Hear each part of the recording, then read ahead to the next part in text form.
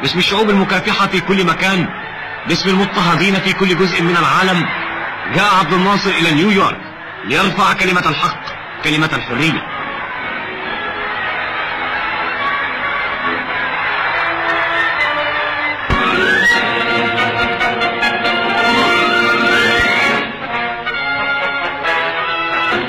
استقبل الرئيس جمال عبد الناصر في داره بنيويورك الرئيس كوامي نكروما رئيس جمهورية غانا، الذي حضر ومعه أعضاء وفد غانا لدى الأمم المتحدة. واستقبل الرئيس جمال عبد الناصر في داره صاحب السمو الملكي الأمير نعيم خان رئيس وفد أفغانستان لدى الأمم المتحدة في دورتها الحالية. وقد رحب الرئيس بسموه وقدم له السادة زكريا محي الدين وعلي صبري.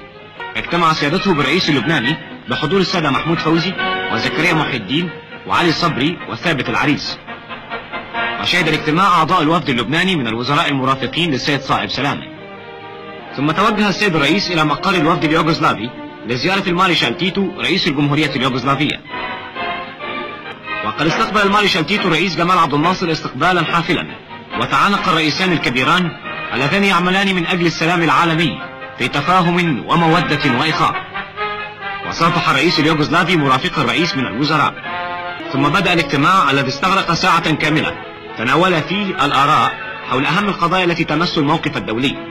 وحضر الاجتماع أعضاء الوفدين العربي واليوغوسلافي. وبعد الظهر قصد الرئيس إلى الدار التي خصصت الوفد السوفيتي لزيارة الرئيس خروتشوف رئيس وزراء الاتحاد السوفيتي.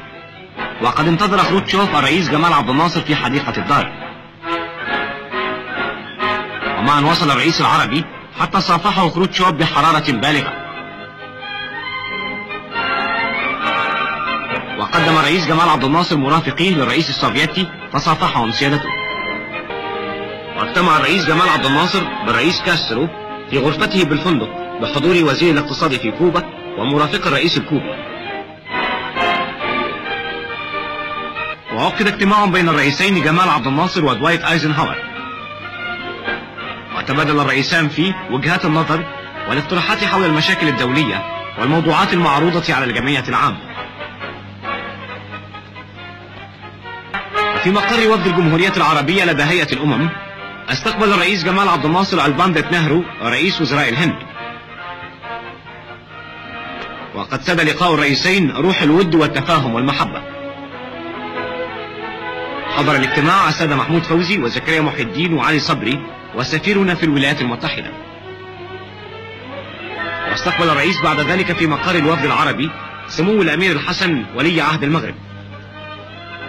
وقد حضر سموه وبرفقته وزير الخارجية المغربية وسفير المغرب في الولايات المتحدة. وقدم الرئيس مرافقيه لسمو الأمير كما قدم الأمير للرئيس مرافقيه.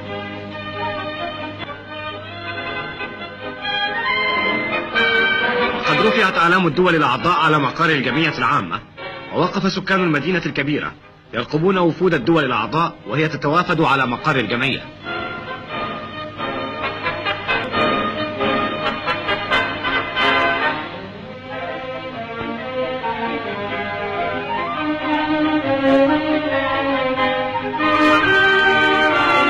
هنا في هذا المكان تلتقي أحلام العالم في مستقبل يسوده السلام وترفرف عليه الرفاهية. وإلى هذا المكان تتطلع أبصار الشعوب المكافحة من أجل حريتها واستقلالها، تنشد العدالة والقانون.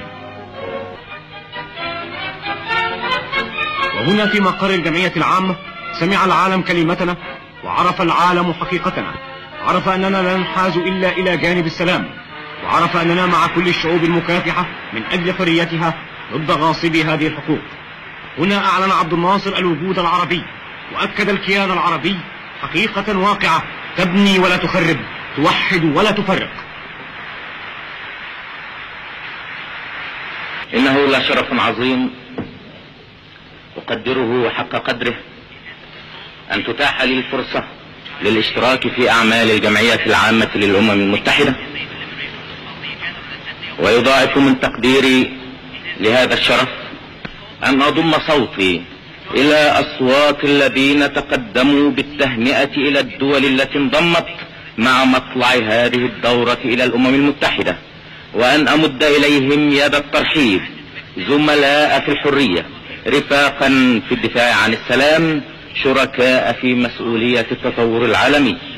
من هذا الإيمان بالأمم المتحدة ومن هذا الاستعداد المتناهي للتعاون في إطارها نشعر بحقنا المطلق في مواجهة الظروف التي أحاطت أخيرا بعمل الأمم المتحدة بصراحة تنبع من الغيرة عليها والحرص على سلامتها. لقد شهدت القارة الإفريقية نهاية صورة من صور الاستعمار منذ 4 أعوام، وتشهد القارة الإفريقية اليوم بداية صورة جديدة من صور هذا الاستعمار. كانت السويس نهاية الاستعمار السافر المسلح ومقبرته، واليوم نجد أن الكونغو بداية الاستعمار المقنع الذي لا يتورع حتى عن محاولة استغلال الأمم المتحدة ذاتها ستارا يخفي وراءه مطامعه ويقوم من خلف ظهره بمناوراته لتحقيق أغراضه. ولقد كان المعنى الحقيقي للسويس بالنسبة للحركات التحريرية في آسيا وإفريقيا أنه قد مضى ذلك العهد الذي كانت القوى الاستعمارية تملك أن تحشد الجيوش فيه وتوجه الأساطيل إلى ضرب حركات التحرير. لقد أثبتت حرب السويس أن الحرية لها أسلحتها وأن الحرية لها أصدقاؤها في كل مكان، ولقد كنتم أنتم هنا في هذا المكان في هذه القاعة بالذات من أسلحة الحرية وأصدقائها، وبفضلكم وبفضل جهودكم التي مثلت قمة الإيمان العالمي بالحرية استطاع شعبنا أن يصمد ضد العدوان، وما لبث المد الاستعماري أن انحسر عن شواطئنا واندحر، وكان انحساره واندحاره نهاية عهد المطامع المسلحة. سيادة الرئيس، في